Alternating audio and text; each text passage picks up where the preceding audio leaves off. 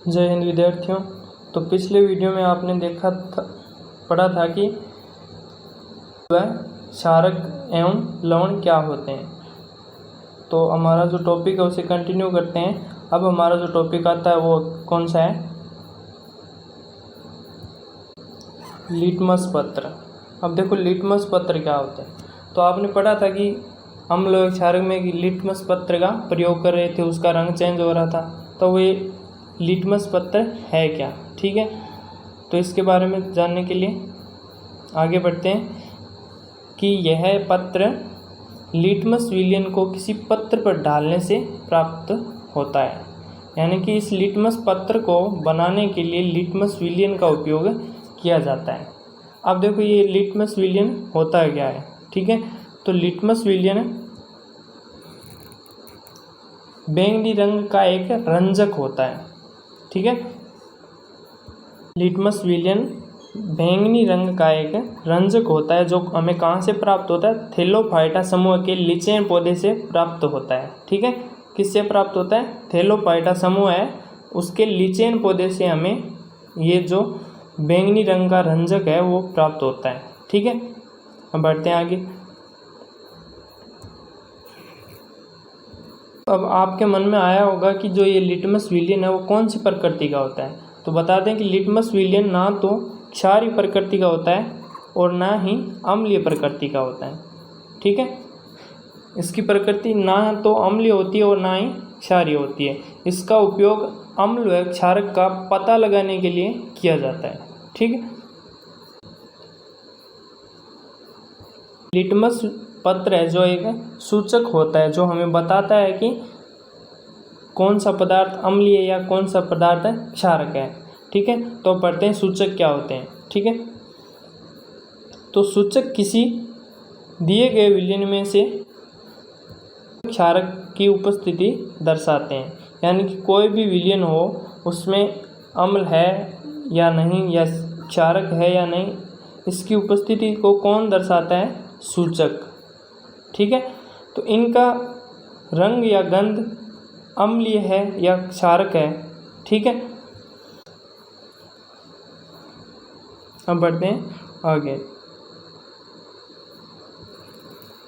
सूचक कितने प्रकार के होते हैं? सूचक 3 प्रकार के होते हैं।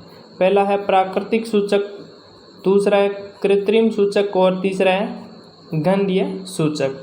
तो नाम से स्पष्ट हो रहा है कि प्राकृतिक सूचक यानी प्रकृति से प्राप्त, प्राकृतिक सूचक यानी प्रकृति से प्राप्त। ठीक है, कृत्रिम यानी प्रयोगशाला में या मानव निर्मित। ठीक है, गंधीय सूचक। गंधीय सूचक क्या होते हैं? वे सूचक जिनके संपर्क में आने से या वे सूचक जिनके अगर जो अम्ल के संपर्क में आ रहा है तो उसकी गंध अलग होगी और क्षारक के संपर्क में आ रहा है तो उसकी गंध अलग होगी। तो इसका जो ज्ञान कराता है वो कौन कराता है? गंधीय सूचक। अब बात आती है कि प्राकृतिक सूचक क्या होते हैं। ठीक है, देखिए प्राकृतिक सूचक वे सूचक जो पौधों से प्राप्त होते हैं। यानी बताया था कि प्रकृति से जो भी सूचक प्राप्त होते हैं वो प्राकृतिक सूचक होते हैं। तो वे सूचक जो पौधों से प्राप्त होते हैं। तो आपको बताया था कि लिटमस विलयन था वो किससे प्राप्त हो रहा था? लिटमस विलयन किससे प्राप्त हो रहा था? इस विलयन जो था आपका वो थैलोफाइटा समूह के लीचेन पौधे से प्राप्त हो रहा था। ठीक है, तो अब आपको पता है कि जो प्राकृतिक सूचक है वो पौधों से प्राप्त होते हैं। ठीक है, ये तो पढ़ लिया आपने कि प्राकृतिक सूचक क्या होते हैं। वे सूचक जो पौधों से प्राप्त होते हैं उन्हें प्राकृतिक सूचक कहते हैं। अब इसके कुछ उदाहरण है वो देखिए। ठीक है, उदाहरण तो एक हो गया लिटमस जो थैलोफाइटा समूह के लीचेन पौधे से प्राप्त होता है, अर्थात कैसा सूचक है? प्राकृतिक। दूसरा है आपका हल्दी। पहला लिटमस जो थैलोफाइटा समूह के लीचेन से प्राप्त होता है और दूसरा है हल्दी। ठीक है, तो जब लिटमस है जो अम्ल के संपर्क में आता है तो उसका रंग कैसा हो जाता है, लाल। लिटमस है जब अम्ल के संपर्क में आता है तो लाल हो जाता है। लिटमस का रंग क्या होता है, पहले बैंगनी। लिटमस का रंग बैंगनी होता है पहले। जब ये लिटमस क्या होता है, अम्ल के संपर्क में आता है तो इसका कलर चेंज हो जाता है, यानी कि लाल हो जाता है। तो जो अम्ल की परिभाषा थी उसमें बताया गया था कि ये नीले लिटमस पत्र को लाल कर देता है। तो लिटमस अम्ल के संपर्क में आता है तो लाल हो जाता है, तथा जब लिटमस क्षारक के संपर्क में आता है तो नीला हो जाता है। ठीक है, अब बात करते हैं हल्दी की। हल्दी का रंग कैसा होता है, पीला। ठीक है, येलो। तो हल्दी का रंग है जो पीला होता है। जब अम्ल के संपर्क में आता है तो रंग में कोई चेंज नहीं होता, पीला ही रहता है। और जब क्षारक के संपर्क में आता है तो लाल हो जाता है। ठीक है, तो इसका हल्दी का एक उदाहरण देखिए कि जब सफ़ेद कपड़े पर यदि हल्दी का दाग लग जाता है तो जब हम किसी क्षारीय माध्यम के साबुन से उसे धोते हैं या साफ करते हैं तो उसका रंग लाल हो जाता है।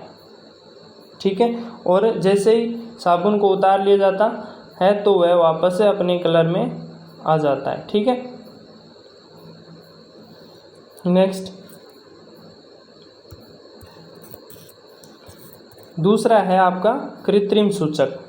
ठीक है, तो कृत्रिम सूचक प्राकृतिक सूचक जो पौधों से प्राप्त होते हैं, कृत्रिम कौन से हो गए, संश्लेषित या मानव निर्मित। तो वे सूचक जो रसायनों द्वारा प्रयोगशाला में निर्मित होते हैं उन्हें कृत्रिम सूचक कहते हैं। तो इसके उदाहरण है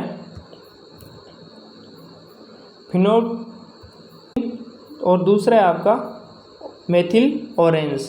ठीक है, मेथिल ऑरेंज। अब बात करते हैं तीसरे सूचक की। कौन सा था, गंधीय सूचक।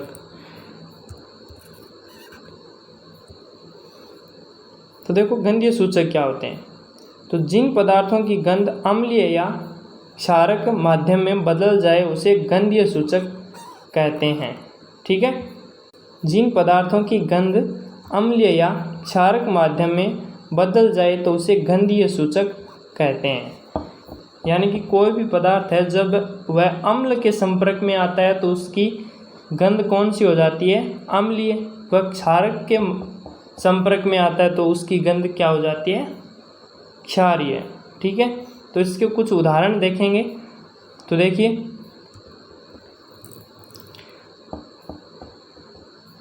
उदाहरण है आपका प्याज का रस। ठीक है, तो प्याज का रस जब अम्ल के संपर्क में आता है तो उसमें गंध में क्या परिवर्तन होता है, उसकी गंध है वो तीक्ष्ण हो जाती है, यानी तेज हो जाती है। ठीक है, जो पहले थी उससे भी तेज हो जाती है जब अम्ल के संपर्क में आई। ठीक है, अब जब प्याज का रस क्षारक के संपर्क में आता है तो कोई गंध नहीं आती। ठीक है, तो आप पहचान आसानी से कर सकेंगे कि यदि अम्ल के संपर्क में आ रही है तो गंध तीक्ष्ण होगी और क्षारक के संपर्क में आ रही है तो कोई गंध नहीं आएगी। दूसरा उदाहरण है वेनिला। तो वेनिला आप सब जानते होंगे, जो वेनिला आपकी आइसक्रीम होती है। ठीक है, तो जब वो अम्ल के संपर्क में आती है तो गंध में कोई परिवर्तन नहीं होता, यानी कि गंध समान रहती है। और जब क्षारक के संपर्क में आए तो कोई भी गंध नहीं आती।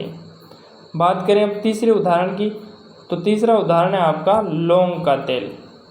ठीक है, तो जब लौंग का तेल अम्ल के संपर्क में आता है तो गंध समान रहेगी, यानी पहले जैसी आ रही थी वैसी की वैसी रहेगी। और जब क्षारक के संपर्क में आए तो कोई गंध नहीं आएगी। ठीक है, तो सूचक तीनों यहीं पर समाप्त होते हैं। बाकी का अगला टॉपिक अगले वीडियो में। धन्यवाद।